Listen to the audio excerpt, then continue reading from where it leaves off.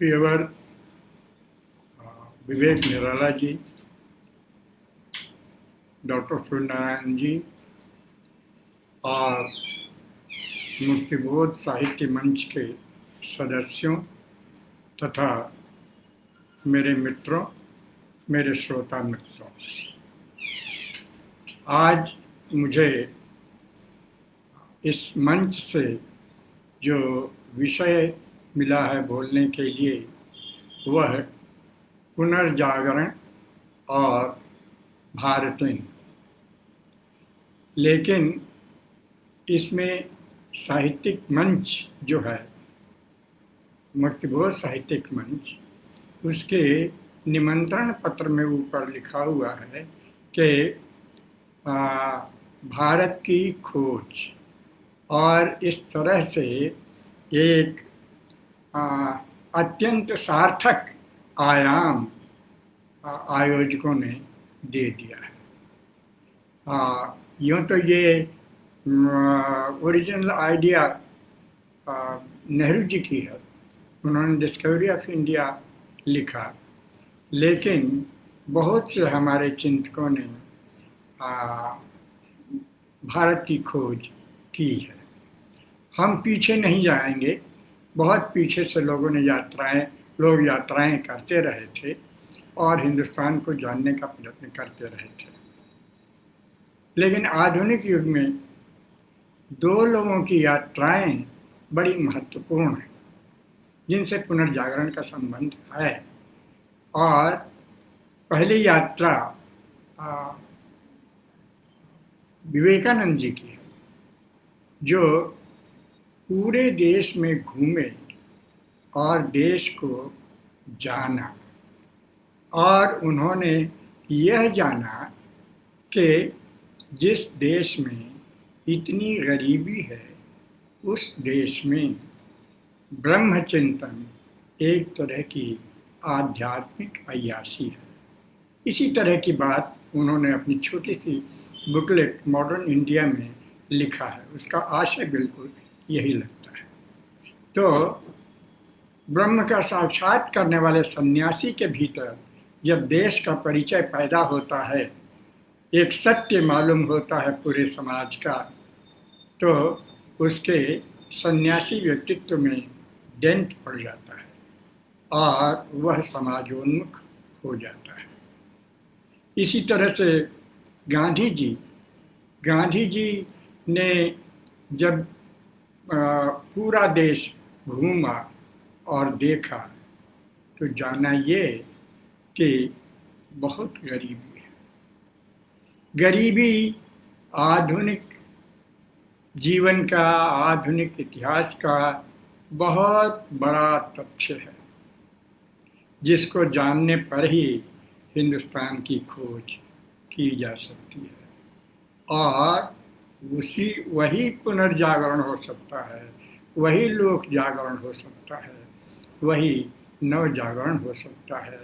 इस तरह से एक यहाँ याद आ रही है मुझे, एक फ्रेंच पत्रकार थे रोनाल्ड सेगन, जो 6 महीने यहाँ रहे थे, और 6 महीने रहने के बाद उन्होंने ये जाना, अपनी किताब में लिखा द क्राइसिस ऑफ इंडिया में, कि हिंदुस्तान में गरीबी कोई समस्या नहीं है, गरीबी फेनोमेना है। तो हम ये देखते हैं कि जो हिंदुस्तान में घूमता है, उसको, और गहराई से घूमता है, उसको गरीबी दिखाई पड़ती है एक ज्वलंत सत्य के रूप में, जो ब्रह्म सत्य से कम बड़ा सत्य तथ्य नहीं है।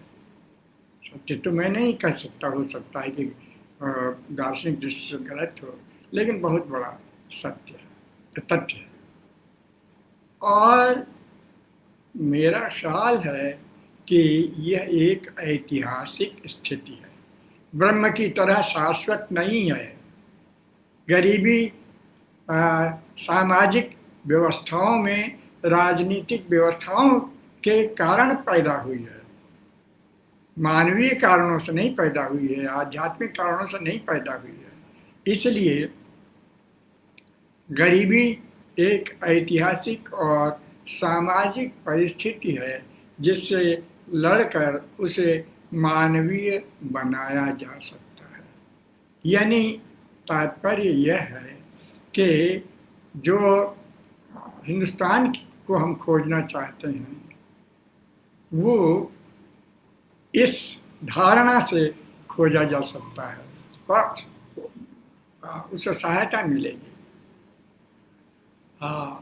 फिर मैं ये देखता हूँ कि लोक जागरण के बगैर नव जागरण की कल्पना संभव नहीं है, क्योंकि ये इतिहास का कॉन्सेप्ट है। नव जागरण या पुनर्जागरण या लोक जागरण ये ऐतिहासिक धारणा है और ऐतिहासिक धारणा होकर इस पर हम विचार कर सकते हैं, और नहीं तो ये धारणा ही खत्म हो जाएगी। क्योंकि इस समय हमारे बोलने का ये जो विषय का ढांचा है वह ऐतिहासिक ढांचे में है, लेकिन हम लोग ऐसे समय में रह रहे हैं जब इतिहास के अंत की घोषणा 1990 में फुकुयामा ने कर दी थी, और वो पूंजीवाद का एक विशेष समय है जिसमें संभवतः इतिहास पूंजीवाद के लिए कोई बड़ी मदद करने वाली धारणा नहीं है। इस तरह हम शुरुआत में ही ये देखते हैं कि जब हम लोक जागरण और पुनर्जागरण या नव जागरण पर चर्चा करते हैं तो वह हम इतिहास के बगैर नहीं कर सकते, और जो समय है जिसमें हम लोग रह रहे हैं वह समय इतिहास को इनकार करने वाला है। मसलन इतिहास तो खत्म नहीं होगा, वहाँ भी खत्म नहीं होगा, उन लोगों के लिए भी नहीं, लेकिन वहाँ उनके लिए इतिहास सिर्फ रेफरेंस है, कंटेक्स्ट नहीं। जबकि ऐतिहासिक धारणा में रेफरेंस और कंटेक्स्ट दोनों समान महत्व के होते हैं। कंटेक्स्ट निकाल देने के बाद इतिहास खाली हो जाता है, फिर वो समय की एक जानकारी मात्र दे देता है कि किस समय ये घटना हुई, लेकिन उसके पीछे कितने संदर्भ थे उसको वो उससे मुक्त कर देता है, और कंटेक्स्ट से मुक्त कर देने के बाद फिर इतिहास खत्म हो जाता है। अब आपको एक बड़ी महत्वपूर्ण बात बताना चाहता हूँ जो आज की है, जिसमें हम लोग इसका सामना कर रहे हैं, और वह यह है कि हम सब जानते हैं कि अगर ऐतिहासिक धारणा है तो इसमें बैकग्राउंड जरूरी है जानने के लिए, और जो प्रसंग है तात्कालिक और पीछे का, ये दोनों रेफरेंस और कॉन्टेक्स्ट जो होंगे वो एक दूसरे से संबद्ध होंगे। तो अब वो यहाँ हम ये देखते हैं कि अब जो है उसमें बैकग्राउंड के बिना सब कुछ फोरग्राउंड है। जो कुछ हम आजकल घटित हुआ देख रहे हैं वह फोरग्राउंड है, उसका कोई बैकग्राउंड नहीं है। इसके मतलब कि आज जो हम लोग रह रहे हैं जिस स्वतंत्र भारत में, उस स्वतंत्र भारत का बैकग्राउंड स्वतंत्रता संग्राम का इतिहास है। क्या स्वतंत्रता संग्राम के इतिहास को डिमीन किया जा रहा है? क्या एक उदाहरण, क्योंकि स्वाधीनता आंदोलन के ज़माने में हमारा आधुनिक हिंदुस्तानी मन बना था, हिंदुस्तानी स्वभाव बना था, और जब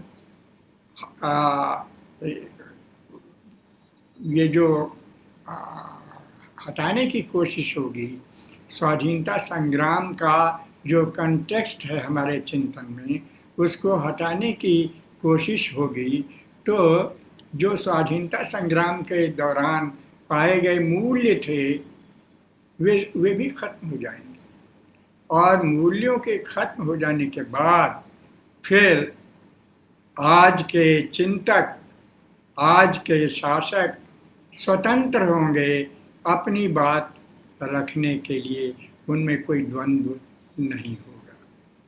तो आप बहुत मनोरंजक ढंग से, पता नहीं ये सच है कि नहीं, लेकिन बड़े मनोरंजक ढंग से मैं एक बात प्रस्तुत करना चाहता हूँ कि कहा जाता है आज के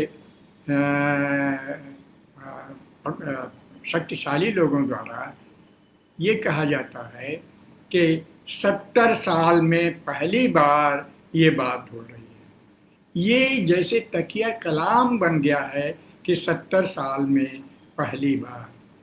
अगर स्वाधीनता संग्राम के कंटेक्स्ट को निकाल दिया जाए तो ये हो सकता है। और उसमें आप देखिए, उसमें कंटेक्स्ट कौन बड़ा था? कांग्रेस पार्टी में सभी पार्टियां उस समय सम्मिलित थीं जो लड़ रही थी स्वाधीनता के लिए। तो कांग्रेस मुक्त भारत की कल्पना एक प्रकार से स्वाधीनता संग्राम में पाए गए मूल्यों को इनकार करने की चीज़ है। इस तरह आप जो कहेंगे वह मौलिक होगा, क्योंकि उसका कोई बैकग्राउंड नहीं है। आप जो चाहेंगे उसके साथ आप कहेंगे कि हम मुक्ति का एहसास कर रहे हैं। खैर, ये एक नमूना है। मुझे लगा कि ये एक मनोरंजक तथ्य है जिसकी ओर मुझे ध्यान लोगों को खींचना होगा। अच्छा, इसमें एक और बात कि आपने जैसे कहा था आप लोगों ने कि हम नए भारत की या भारत की खोज करना चाहते हैं। तो भारत की खोज हो रही है, आज हो रही है, बड़े जोर शोर से हो रही है। और एक विशेष दल के द्वारा, खास करके मैं आपके सामने रख रहा हूँ कि नया भारत क्या है या भारत का आइडिया क्या है। जो भारत का आइडिया है वही नया भारत है। और जो उस दल की ऑफिशियल धारणा है वह रमाकांत तिवारी जी, जो दिल्ली भाजपा सेल के इंटेलेक्चुअल सेल के संयोजक हैं, उन्होंने बताया था, लिखा है कि idea of Bharat supersedes idea of India. Idea of Bharat इस देश की प्राचीन सांस्कृतिक विरासत पर टिका है, जो धर्म शक्ति, गुरु शिष्य परंपरा, माया, पुनर्जन्म, संस्कृत टेक्स्ट की प्रधानता और आप्त वचनों, तीर्थ तथा कुंभ मेले द्वारा प्रतीकित होती है। तिवारी जी लिखते हैं कि भारत ब्रह्म द्वारा बुद्ध समेत सभी अवतारों के लिए चुना गया राष्ट्र था। यह भारत की कल्पना है। और अब हमें ये देखना है कि क्या लोक जागरण और नव जागरण ने इसी भारत की खोज की थी। इसमें मैं आपको बता देना चाहता हूँ, बहुत लोग कई बार बहुत परेशान होते हैं। आपने सुना होगा, अभी अखबारों में पढ़ा होगा, इंडियन एक्सप्रेस में एक लेख लिखा था। समाजशास्त्र के प्रख्यात चिंतक हैं जेएनयू में प्रोफेसर अभिजीत पाठक। उन्होंने लिखा था 5 सितंबर को अभी, ए सैल्यूट टू दी टीचर्स। इसका एक बहुत ज्वलंत अंश में आपको उद्धृत करना चाहता हूँ। कई बार शिक्षक के रूप में हम आहत होते हैं, टूट जाते हैं और अपने बारे में निश्चित नहीं हो पाते। हमारे लिए कुछ भी नया कर पाना नया प्रयोग कर पाना, सच्चाई की मशाल लेकर आगे बढ़ पाना और युवा पीढ़ी को अनुप्राणित कर पाना बहुत मुश्किल हो जाता है। ज्ञानार्जन की प्रक्रिया में हमारी स्थिति एक यांत्रिक उपकरण जैसी हो गई है। हम केवल निर्धारित पाठ्यक्रम पूरा करते हैं और उसके आंकड़े अपने उच्च पदस्थ अधिकारियों के पास भेज देते हैं। बस इतना काफ़ी है कि हम विद्यार्थियों के मानस को तुरंत फुरत हासिल हो जाने वाले ज्ञान के कैप्सूल से भर दें। ये एक सजग पाठक और विद्वान की अनुभूति है जो उद्वेलित करती है मन को कि क्या हमारी बौद्धिक स्वाधीनता पर किसी तरह का अंकुश लगा है या लग रहा है। लोक जागरण और नव जागरण ये दोनों इस प्रकार के अंकुशों के विरोध में होते हैं और अपने अपने विरोध के कारण वे नया मनुष्य पैदा करते हैं। हम जानते, पहले मैं लोक जागरण पर थोड़ी चर्चा करूंगा, फिर नव जागरण पर आऊँगा। हम लोग जानते हैं कि लोक जागरण का ये लोक जागरण और नव जागरण ये भारत व्यापी है। विश्वव्यापी लोक जागरण हो या ना हो, हाँ, लेकिन नव जागरण तो विश्वव्यापी भी है। तो ये इसीलिए है कि कोई न कोई अंकुश है मानव जीवन पर जिसको हटना चाहिए। लोक जागरण जीवन और समाज के भीतर कुछ धारणाएं, मानवीय धारणाएं अवरुद्ध हो चुकी थी। जैसे शास्त्र की धारणाएं लोक जीवन को अवरुद्ध कर रही थी। स्वर्ग, नर्क, अनेक प्रकार का नर्क और अनुष्ठान परक धार्मिक बाध्यताएं, वेद ब्राह्मण की मान्यताएं, इन सभी ने लोक जीवन के सहज प्रवाह को अवरुद्ध कर दिया था। इसलिए भक्ति की आवश्यकता पड़ी। ये अंकुश लोक बर्दाश्त नहीं कर पाता और इसलिए उसके लड़ता है और नई विचारधारा प्रस्तावित करता है। भक्ति वही नई विचारधारा है जिसके लिए किसी अनुष्ठान की जरूरत नहीं है, जिसके लिए किसी प्रकार के बाध्यता, ब्राह्मण होने की बाध्यता नहीं है, जिसके लिए धर्मों की बाध्यताएं नहीं है। किसी भी धर्म का व्यक्ति हो, किसी भी जाति का व्यक्ति हो, कहीं का भी हो, वह भक्त हो सकता है। अब आप देखिए, इसीलिए ज़रूरत पड़ी कि सहज की साधना की जाए। सामान्य जनता सहज में भरोसा रखती है, भक्त सहज की साधना करता है। ये बार बार सुना होगा कि भक्त चिंतक सहज की साधना करता है। और ये जो सहज है उसने नए अर्थ और नई सृजनशीलता से उस काल को अनुप्राणित कर दिया था। पूरे देश को भक्त सिद्धांतों ने, भक्ति के विचारों ने जनता और अध्यात्म, सामान्य जन और ईश्वर या अध्यात्म के बीच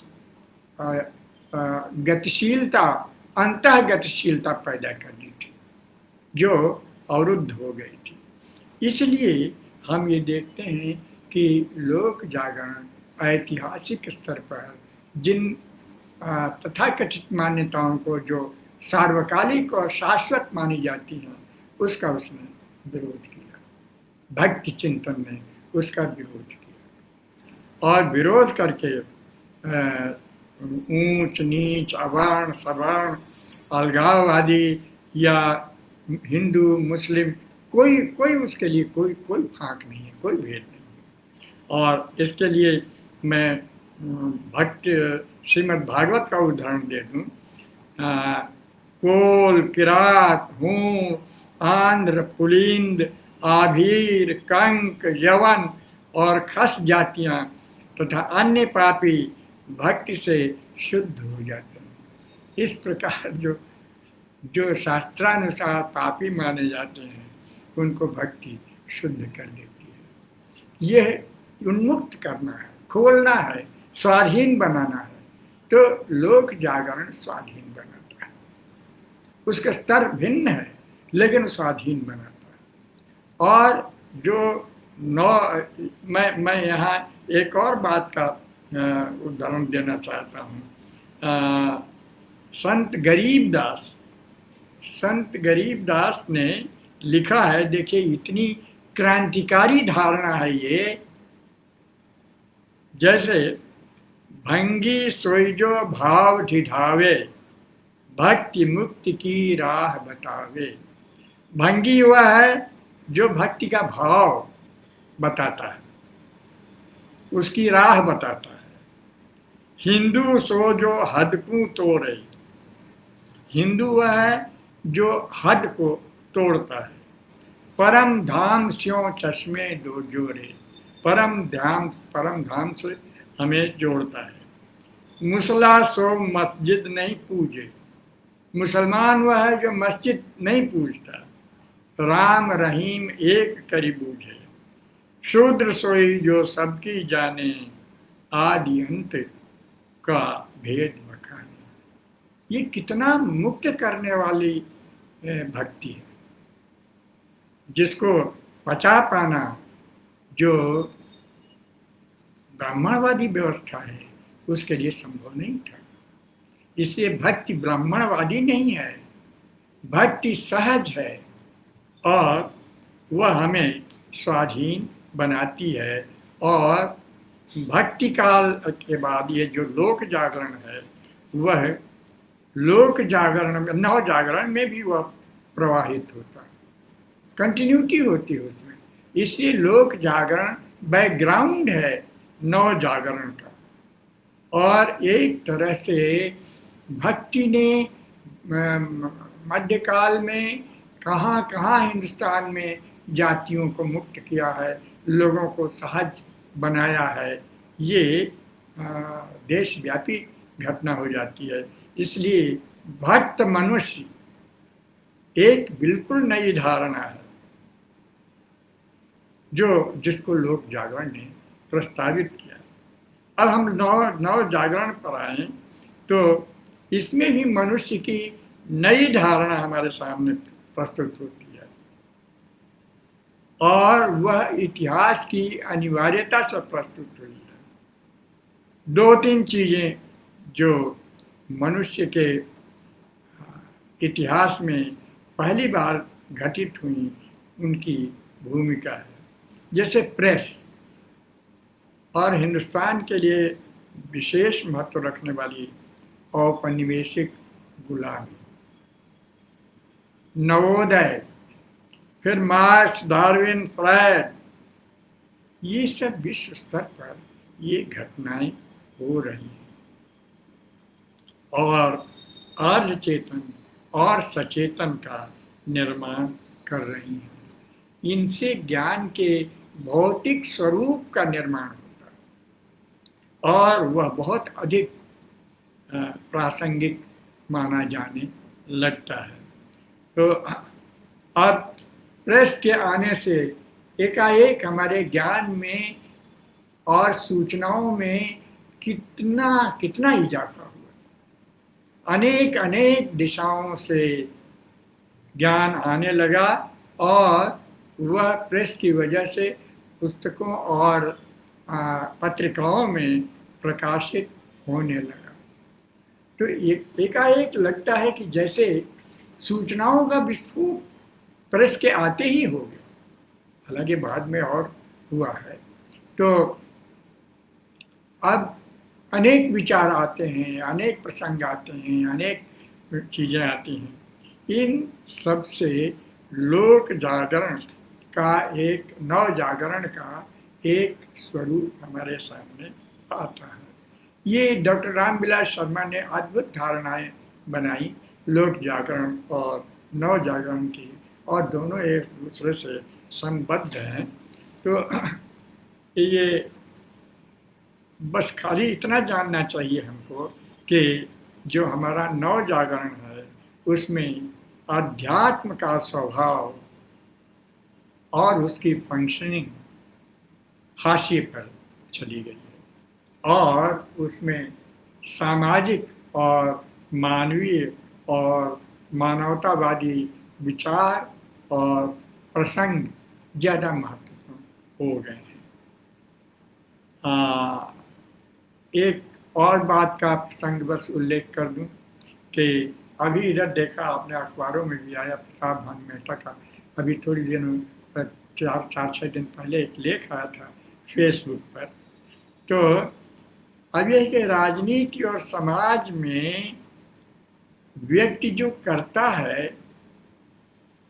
वो बढ़ जाता है उससे। जैसे प्रेस ने समाचार और अभिव्यक्ति का विस्तार किया, उसी प्रकार फेसबुक भी उस अभिव्यक्ति का विस्तार करता है, उसे अनंत आकार देता है। अभी अभी आपने देखा होगा जब प्रशांत भूषण का ट्रायल चल रहा था सुप्रीम कोर्ट में, उस समय आपने फेसबुक पर योगेंद्र यादव और साक्षी जोशी का जो फेसबुक था, उसने जिस तरह से उस घटना को प्रस्तुत किया, जिस महत्व के साथ प्रस्तुत किया, वह टेलीविज़न और किसी अखबार ने वह महत्व हमें नहीं दिया। लेकिन ये फेसबुक बहुत दुधारी तलवार है, अब वो अलग बात है, लेकिन इसका महत्व तो है इन सारी चीज़ों का। तो जब कोई ऐसा नया माध्यम आता है तो मनुष्य के ज्ञान, अभिव्यक्ति और उसके समझ की फैकल्टी बिल्कुल अलग हो जाती है, अलग तरह से देखने लगते हैं। खैर, मैंने इन सब चीज़ों का उल्लेख कर दिया, इसकी सामान्य उल्लेख से ज़्यादा की ज़रूरत नहीं है। मुझे ऐसा लगता है कि जैसे पता नहीं हमारा जो कहना है वो उचित होगा कि नहीं, समुचित होगा कि नहीं। जैसे डेकार्ट ने कहा था कोजिटो एर्गो सम, मैं सोचता हूँ इसलिए मैं हूँ। तो एकाएक उससे कहते हैं कि आधुनिक दर्शन, आधुनिक चिंतन की शुरुआत हुई। उसी तरह से मैं भारतेंदु के बारे में कहता हूँ कि मैं भारतेंदु कहते हैं, मैंने कहते नहीं, मैं कल्पना कर रहा हूँ कि भारतेंदु कहते हैं कि मैं मैगजीन निकालता हूँ, इसलिए मैं नवजागरण काल का सदस्य हूँ, या मैं नवजागरण का सदस्य हूँ। मैगजीन पुस्तकों से भी अधिक महत्वपूर्ण होती है। मैगजीन और अखबार रोजमर्रा की जिंदगी में अद्यतन को, हमारे अद्यतन जीवन और अद्यतन समाज को विचारों के उद्वेलन से और उसके स्पंदन से भर देते हैं। वह बराबर समृद्ध होता रहता है। इस तरह जो मैगजीन है वो देखिए एकाएक मैगजीनें निकलने लगती हैं नवजागरण काल में, और उन मैगजीनों में तरह तरह की बातें होती हैं, ज्ञान की अनेक दिशाओं से चीज़ें आने लगती हैं, आदमी परिभाषित होने लगता है। जैसे मैं भारतेंदु के ही एक उल्लेख से कहूँ, उनकी जो पत्रिका थी हरिश्चंद्र मैगजीन, उसमें उन्होंने लिखा है, शुरू में ऊपर ही पेज पर लिखा जाता है, लिखा हुआ है, ए monthly journal published in connection with the Kavivachan Sudha, containing articles on literary, scientific, political, and religious subjects, antiquities, reviews, dramas, history, novels, poetical selections, gossip, humour, wit, कितनी विधाएं एक साथ, कितने विषय एक साथ, ये सब इंटरकनेक्टेड हो जाते हैं। ये जो नवजागरण है उसमें तमाम विषय इंटरकनेक्टेड हो जाते हैं। इतिहास, राजनीति, समाजशास्त्र, ये और साहित्य, ये सब परस्पर एक दूसरे से जुड़ जाते हैं और एक दूसरे से के बीच आवाजाही उस समय से भी शुरू हो जाती है। इसलिए नवजागरण है, ये एक्टिविटी एकदम नए सिरे से शुरू होती है। तो और इससे हम एक चीज़ पर बल देना चाहते हैं और उसे कॉन्सेप्चुअल इम्पोर्टेंस बनाना चाहते हैं, इस रूप में कहना चाहते हैं कि विस्तार और विविधता, ये विस्तार और विविधता एक एकेडमिक या एक इंटेलेक्चुअल कॉन्सेप्ट बन जाते हैं। आमतौर पर लोगों के मन में यह है कि जो विस्तार करता है वह गंभीरता की तरफ, गहराई की तरफ नहीं जाता, लेकिन विस्तार नहीं आएगा तो नई गहराई नहीं आएगी। यानी जब अनेक प्रकार के इंफॉर्मेशन हमारे पास नहीं होंगी, समाज की, राजनीति की, धर्म की, तो हमारा जो चिंतन है वह नई गहराई नहीं पाएगा। मैं गहराई नहीं कह रहा हूँ, नई गहराई हमें तभी मिलेगी। इसलिए जो विविधता है और विस्तार है, इसका अनुभव कराया गया पहली बार नव जागरण के मनुष्य ने इस बात को अनुभव कराया कि विस्तार और विविधता ज्ञान के लिए आवश्यक है और मनुष्यता के विकास के लिए आवश्यक है। आधुनिक बौद्धिक के लिए यह जरूरी था कि इनके संघात से जो नवीनता उभर रही है उसके सहारे अपने को और अपने युग को परिभाषित करें, उस समय और अपने को पहचाने, अपनी परिभाषा करें। मैं फिर एक बात पर बल देकर कहना चाहता हूँ कि अभी मैंने कुछ देर पहले आरंभ में जिस भारत की कल्पना की गई थी, दिखाया गया था, वह संकीर्णताओं को तोड़ता नहीं, लेकिन नव जागरण बिना संकीर्णताओं के तोड़े नहीं हो सकता। इन्हीं चीज़ों से नया भारत बन रहा था 19वीं शताब्दी में। याद रखिए, जो नया भारत का टेक्स्ट मैंने उद्धृत किया था वह संकीर्ण है, जो ऑफिशियल टेक्स्ट था।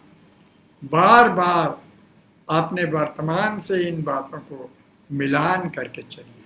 जब भी कोई धारणा है, बार बार अपने जीवन से, अपने इतिहास से, अपने वर्तमान जीवन से मिला करके, समाज से मिला करके हमें देखना चाहिए। अब आगे की चर्चा जो बहुत महत्वपूर्ण है, मैं करूँगा भारतेंदु से। इसी के सहारे मैं नवजागरण की भी चर्चा करूँगा।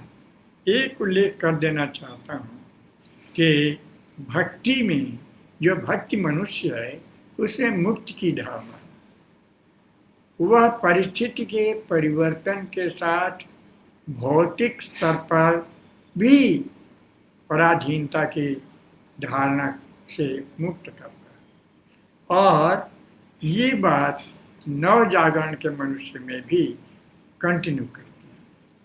सार उसका अधिक भौतिक, अधिक राजनीतिक हो जाता है। भारतेंदु ने अपने युग को, भारतेंदु ने और उनके युग ने मनुष्य को नए सिरे से डिफाइन किया। ये नवजागरण के मनुष्य की धारणा मैं आपके सामने रख रहा हूँ, जो भारतेंदु और उनके मित्रों की थी। भारतेंदु ने अपनी एक कविता में एक प्रश्न उठाया जो नव जागरण का मनुष्य ही उठा सकता था, जो नया मनुष्य ही उठा सकता था। होए मनुष्य ही क्यों भये, हम गुलाम ये भूत। हम भी मनुष्य हैं, अंग्रेज भी मनुष्य हैं, हम क्यों गुलाम हो गए और ये क्यों राजा हो गए। आधुनिक युग का ये आधारभूत प्रश्न है, सबसे गहरा प्रश्न है। और इस प्रश्न की प्रकृति राजनीतिक, ऐतिहासिक, क्योंकि इस प्रश्न का जवाब हमारा कोई शास्त्र नहीं दे सकता, कोई धर्मशास्त्र नहीं दे सकता। इसके पहले हमारी जितनी भी विद्याएं थी उनमें कहीं आपको इस प्रश्न का उत्तर नहीं मिलेगा। यानी हम अपने पिछले ज्ञान कांड में इस सवाल का जवाब नहीं पा सकते थे। यह एक नया प्रश्न है और औपनिवेशिक शासन और उससे स्वतंत्र होने की तड़प में निहित है। अगर ये तड़प न होती तो ये सवाल ही संभव नहीं था, ये सवाल ही नहीं पैदा होता। यानी हमें अब एक ऐसा मनुष्य चाहिए जो राजनीतिक चेतना संपन्न हो, वही गुलामी से लड़ेगा और हम स्वाधीन होंगे। भक्तों की मुक्ति और आधुनिक युग के मनुष्य की ये स्वाधीनता दोनों सगोत्री हैं। भले ही एक में आध्यात्मिक तत्व ज़्यादा हो और दूसरे में भौतिक तत्व ज़्यादा हो, लेकिन दोनों सगोत्री। ये जो लड़ाई की प्रक्रिया है वह भक्त मनुष्य में भी है और नवजागरण वाले राजनीतिक मनुष्य में। इस नवजागरण वाले मनुष्य में तमाम और सक्रिय फ्रंट हैं जिस पर हमें लड़ाई करनी होती है, जिसका भारतेंदु ने उल्लेख किया, बार बार उल्लेख किया। स्त्री है, शिक्षा है, कौशल, कला कौशल है, अर्थशक्ति है। अनेक फ्रंट पर हमें अपने को सचेत करना है और अपनी मनुष्यता को परिभाषित करना है, अपने को सक्रिय करना है। वही नव जागरण का मनुष्य होगा, उसी से नई चेतना उत्पन्न होगी, वही नव जागरण का मनुष्य होगा। भारतेंदु के साथ ही दिल्ली के ही एक श्रीनिवास दास ने उपन्यास लिखा, परीक्षा गुरु, जिसमें सावधानी और प्रामाणिकता नाम के 2 अध्याय। जो सावधान कौन है? जो देशी और विदेशी का फर्क जानता है। और प्रामाणिक कौन है? जो आमदनी और खर्च का अनुपात जानता है। तो इसलिए आध्यात्मिक प्रामाणिकता और सावधानी, इन्हीं प्रामाणिकता और सावधानी में आध्यात्मिकता का तत्व हाशिए पर चला जाता है भारतेंदु और भारतेंदु काल में और नवजागरण के प्रसंग में। और इस तरह से हम देखते हैं कि पॉलिटिकल और इकोनॉमिक मैन, ये आधुनिक भारतीय मनुष्य है, ये नवजागरण के मनुष्य है। इसलिए रामविलास जी ने नव शब्द लगाया, ये बहुत बहुत ही उचित है, बहुत प्रासंगिक है इस प्रकार का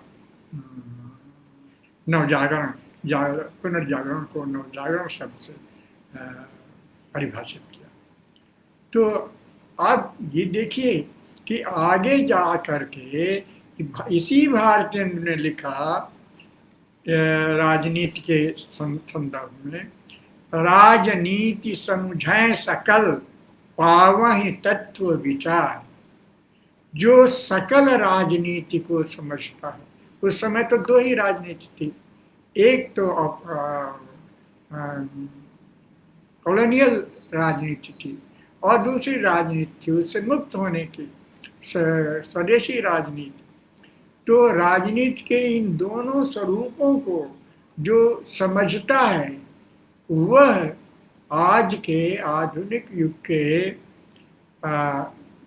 मनुष्य के और समाज के जीवन के तत्व विचार को जानता है। तो राजनीति को इतना बड़ा महत्व भारतेंदु ने दिया। नवजागरण ने जहाँ भी होगा, नवजागरण में राजनीति का महत्व है, लेकिन उसमें एक चेतना है, उसमें एक सावधानी है कि आपको उनको समझना होगा। दो तरह या तीन तरह की जो राजनीतियाँ या और चीज़ें हैं, आप उनको भी अपने विवेक से समझिए। अगर आपने विवेक खो दिया तो आपकी राजनीति जो है अमानवीय हो सकती है।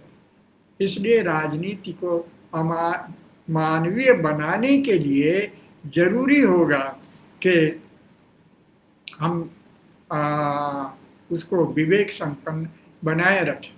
मैं एक बार, यहाँ थोड़ा विस्तार होगा, लेकिन मैं एक बात का उल्लेख कर देना चाहता हूँ कि 1953 की संभवतः घटना है। केरल में पत्तुमथानु पिल्लई की सरकार बनी थी।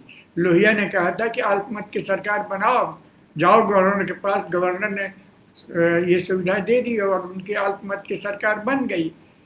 तो लोहिया की पार्टी की सरकार बन गई। लेकिन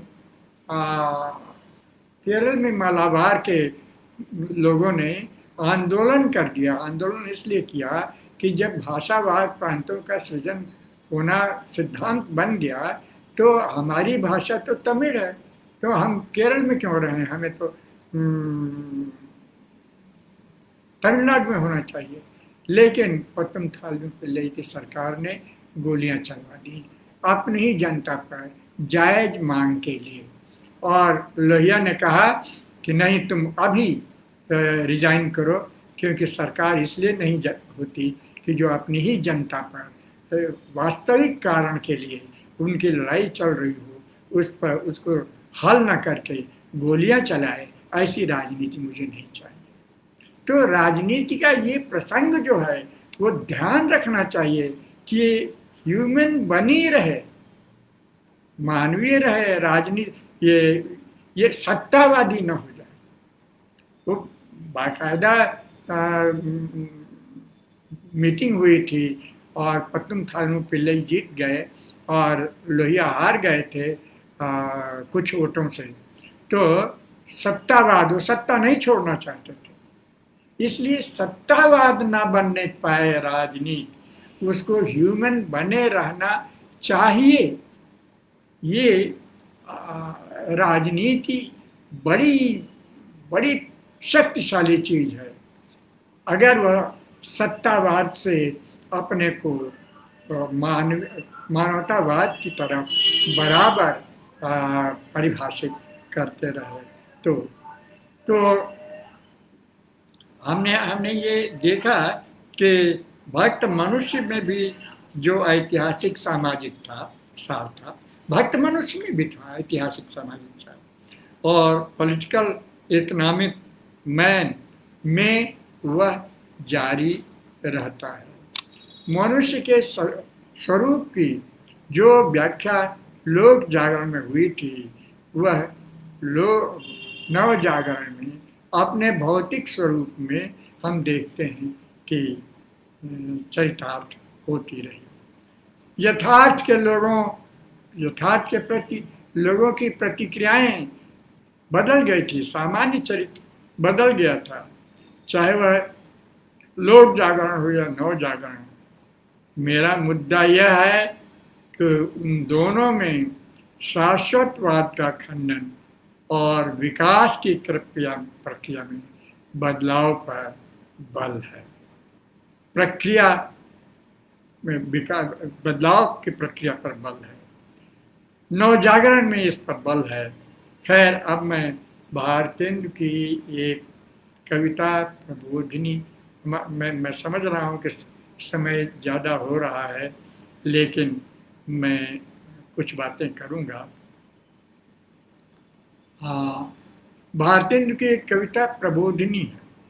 अच्छा, एक बात और मैं व्यक्त कर दूँ कि जब मैं यहाँ आया था दिल्ली विश्वविद्यालय में, तो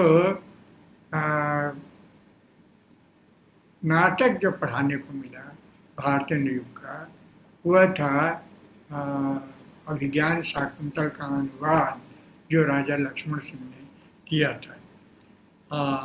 और वो अनुवाद हमें तो बहुत भ्रष्ट लगा, लेकिन लोगों ने उसको लगा रखा था। और मैंने फिर लड़ाई लड़ी, मैं अपने और कई मित्रों के साथ, तब विश्वनाथ जी भी आ गए थे, कि भारतेंदु के नाटक इतने मौलिक हैं और इतने संभावनाशील हैं, उनको छोड़ करके ये नाटक क्यों लगाया जा रहा है। और उसका अनुवाद का मैं एक उदाहरण मैं आपको दे दूँ, आपको भी आप भी उसको देखिए। गहनताम निपान सलिलाम का अनुवाद किया था राजा लक्ष्मण से, भैंसन देहु करन रंग रेली, भैंसे रंग रेलिया करेंगी, कालिदास ये लिखेंगे।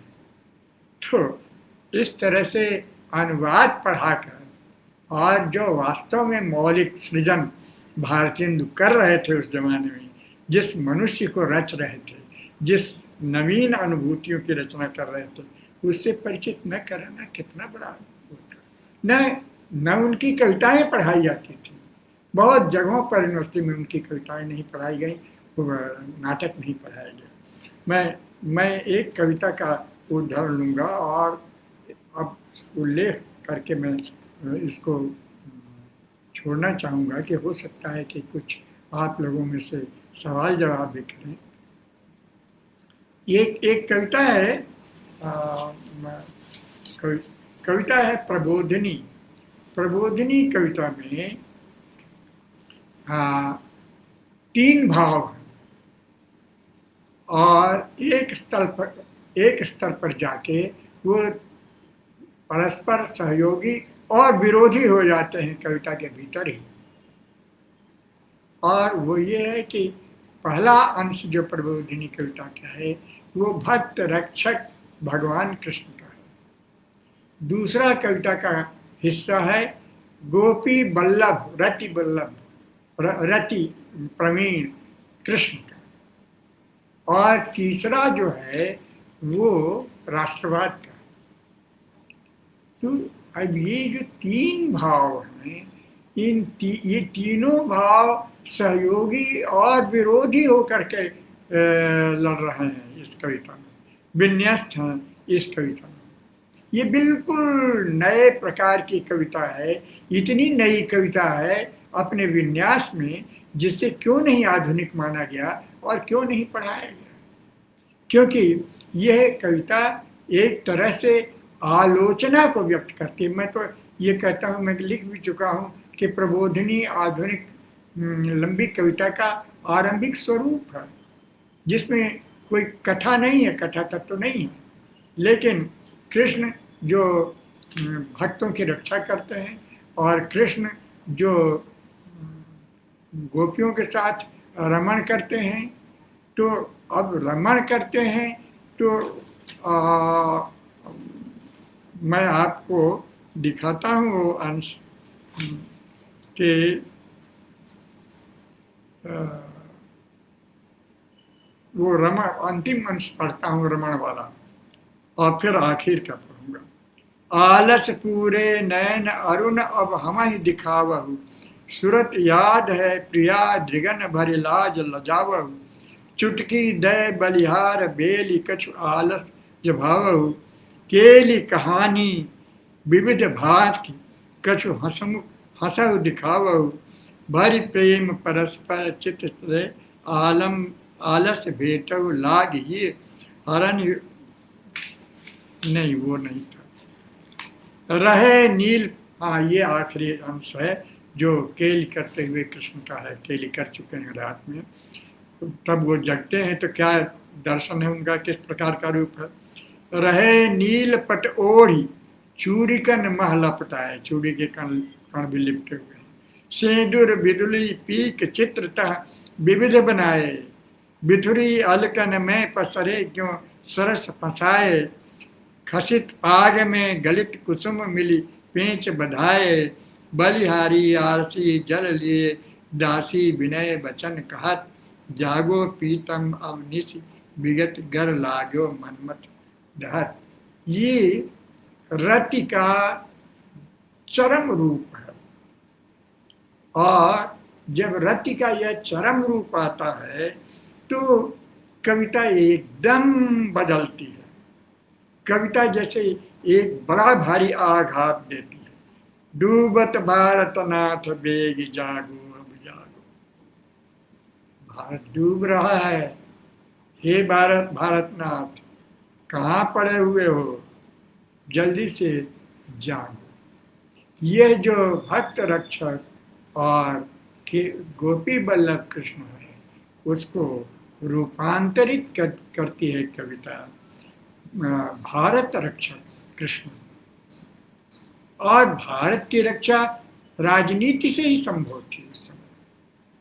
तो ये कृष्ण का जो विभाव है वो विभाव का रूपांतरण है, और ये तभी हो सकता है जब भावों को क्रिटिकल होकर जांचा जाए।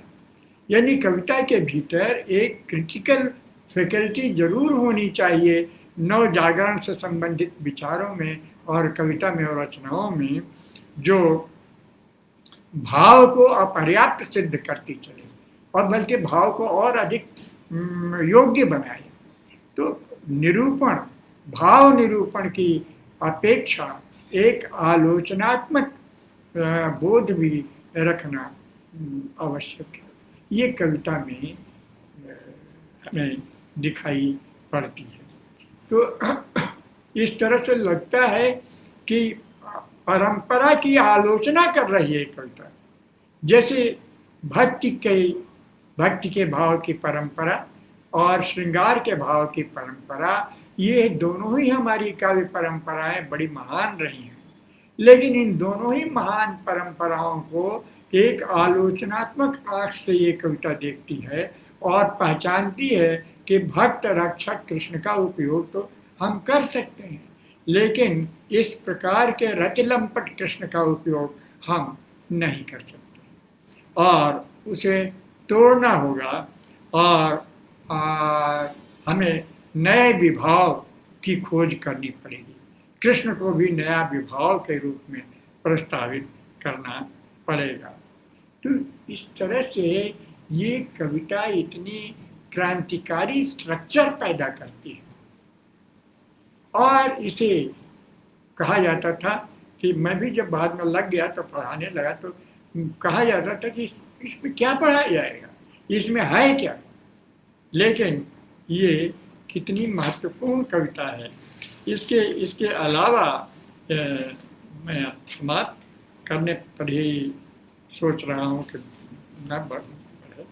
ये जैसे अपने नाटकों में उन्होंने जो कविताएं लिखी हैं वो तो अद्भुत हैं। अब जैसे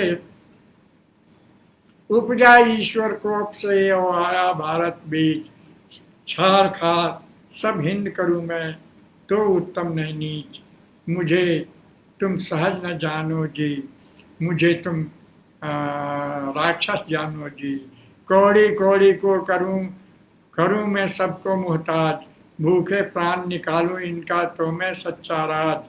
काल भी लाऊं महंगी लाऊं और बुलाऊं रोग, पानी उल्टा कर बरसाऊं। और इस तरह से अंतिम पंक्तियां हैं। मरी बुलाऊं देश उजाड़ूं महंगा करके अन्न, सबके ऊपर टिकस लगाऊं। धन है मुझको धन, मुझे तुम सहज न जानो। ये भारत दुर्दैव पात्र है, काल्पनिक, वो कह रहा है। और इसमें आप देखिए कि ये कितनी चनाजोर गरम जैसी वाली कविता है, लेकिन ये कविता औपनिवेशिक शासन और नीतियों के संदर्भ में कितनी अर्थवान हो जाती है। वह नई परिस्थितियों का सामना करने योग्य बुद्धि को निर्मित करने में कितनी महत्वपूर्ण है। इसमें अति नाटकीयता है, और अति नाटकीयता उसे हास्यास्पद भी बनाती है।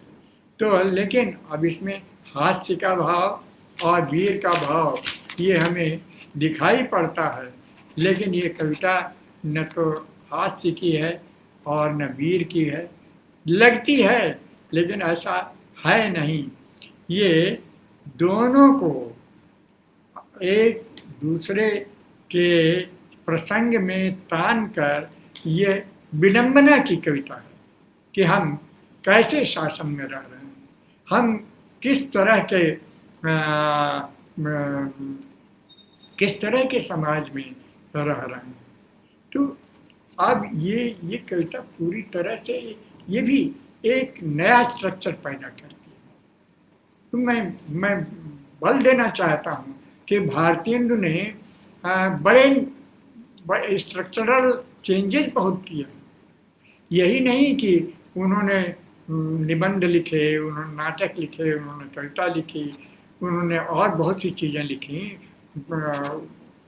ये जो तमाम मैगजीन में लेख निकलते थे, उसमें से आधे से ज़्यादा उनके अपने लिखे हुए होते थे। तो उन्होंने बहुत कुछ लिखा। तो अब इतनी स्ट्रक्चरल लेवल पर काम करने वाले रचनाकार को पढ़ाने योग्य न माना जाए, यह एक विचित्र चीज रही है। अब मैं एक दो बात मैं नाटक के सिलसिले में कह देना चाहता हूँ, और वो है जैसे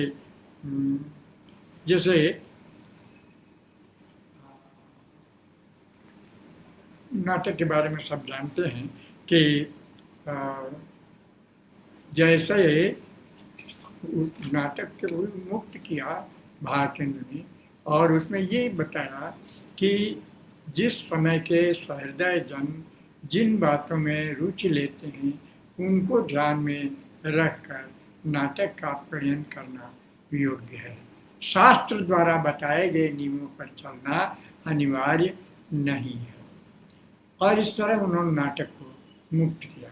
अब उन्होंने जो बहुत महत्वपूर्ण नाटक लिखे, कि मैं कह करके समाप्त करूँगा कि उन्होंने जो महत्वपूर्ण नाटक लिखे, जैसे अंधेर नगरी है, भारत दुर्दशा है, या वैदिकी हिंसा भगवत में है, उसमें बड़ी आलोचनात्मकता है, अद्भुत आलोचना शक्ति विद्यमान है। और एक बात और कि वस्तु नेता रस की जो परिभाषाएं शास्त्र में दी गई थी, उन सबको भारतेंदु ने बदल दिया। उन्होंने अब जैसे अंधेर नगरी लिखी, अंधेर नगरी को लिखा तो उन्होंने जरूर है कि ये कुछ नाम दिया, इस समय भूल रहा हूँ, लेकिन वो देखिए कितने संभावनाशील नाटक है। बाद में चल करके इलाहाबाद के डॉक्टर सिन्हा थे, सत्यव्रत सिन्हा, और हमारे देखिए नाम भूल रहा हूँ, दिमाग से उतर रहा है, जिन्होंने एकदम इस नाटक को आधुनिक बना दिया और आज का नाटक बना दिया, इतना संभावनाशील नाटक। कारंत ने इसको एक फुल लेंथ ड्रामा में बदल दिया और बड़ा ही महत्वपूर्ण नाटक बना करके स्टेज हमारे सामने प्रस्तुत किया। तो इतनी बातों से युक्त अकेले भारतेंदु नहीं थे, पूरा युग था, पूरा नवजागरण था। ये नवजागरण में ये शक्तियाँ अकेले भारतेंदु की वजह से नहीं आई हैं, ये व्यक्तिगत नहीं थी। वो उस युग में नवजागरण की धारणा ने ऐसा वातावरण, ऐसा स्पंदन हवाओं में दे दिया था, जिससे कि जिससे कि संभावना पैदा होती है कि आप स्वतंत्र होकर के प्रयोग कर सकें और अपने को इनोवेशन जारी रख सकें। तो प्रयोग और नवीनता, जिसके बारे में अभिजीत पाठक ने अभी अपनी परेशानी व्यक्त की थी कि हम नहीं कर पा रहे हैं, तो ये प्रयोग और नवीनता करने की स्वतंत्र ताकत दे दी थी नवजागरण के चिंतन में। उसमें इतनी दिशाएं थी, इतनी संभावनाएं थी, जिससे कि हमारे सारे लेखक प्रभावित हुए। मैं बल इस बात पर देता हूँ कि ये लेखकों की मात्र अपनी भीतरी विशेषता नहीं है, यह युग की विशेषता है, जो सामूहिक विशेषता है। तो नवजागरण में वह एक सामूहिक विशेषता थी और ये जो इसीलिए ये एकदम नए मनुष्य की परिभाषा यह युग कर सका कि जो पॉलिटिकल और इकोनॉमिक मैन है वह नए भारत का नया मनुष्य है, और जो इस फ्रंट पर पूरी तरह से नहीं अपने को सिद्ध कर पाएगा, वह देश और समाज के लिए कुछ कारगर दे पाएगा, कुछ ज़्यादा महत्वपूर्ण सार्थक कर पाएगा, इसमें संदेह है। तो नवजागरण इसलिए ही अच्छा। एक बात और देखिए कि मैं यहाँ उल्लेख कर दूँ, यहाँ एकाएक मुझे मेरे मित्र क्या कहूँ, तो बहुत बड़े लेखक हैं, निर्मल वर्मा ने ये कहा था कि किसी भी साहित्यिक रचना की कोई सामाजिक प्रासंगिकता नहीं होती, वो इतिहास नहीं मानते थे। तो यह नव पश्चिमवाद है। और लेकिन वो कुंभ मेले में उनकी रुचि थी, बाद में पैदा हुई। कुंभ मेले पर उन्होंने लिखा, वो वहाँ गए। तो ये रमाकांत तिवारी वाला जो कुंभ है, जिससे भारतीयता परिभाषित होती है, तो मुझे लगा कि कुछ नव पश्चिमवाद और नव संस्कृतवाद, क्योंकि संस्कृत टेक्स्ट से ही भारत परिभाषित होता है इन लोगों को। तो नव पश्चिमवाद जो इतिहास नहीं मानता और नव संस्कृतवाद, इन दोनों के बीच कोई अंतर्गतशीलता नहीं है, लेकिन दोनों मिल जाते हैं। यह अद्भुत एक प्रसंग है जो हमारे सामने आता है। और आखिर में मैं वैदिकी हिंसा न भवति, तो मांस वांस बन रहा है, कट रहा है, क्या उत्साह है, कैसे बकरे काटे जा रहे हैं, कैसे धरती खून से लाल है, और राजा और मंत्री, और राजा के कहने के बाद कि राजा कहते हैं कि मांस भात को छान के नर खाई हैं घास, मंत्री कहते हैं, और फिर महाराज यदि पाप होता भी हो तो मूर्खों को होता होगा, जो वेदांती अपनी आत्मा में रमण करने वाले ब्रह्म स्वरूप ज्ञानी हैं उनको क्यों होने लगा। ये संस्कृतवाद है। इसका विरोध किया था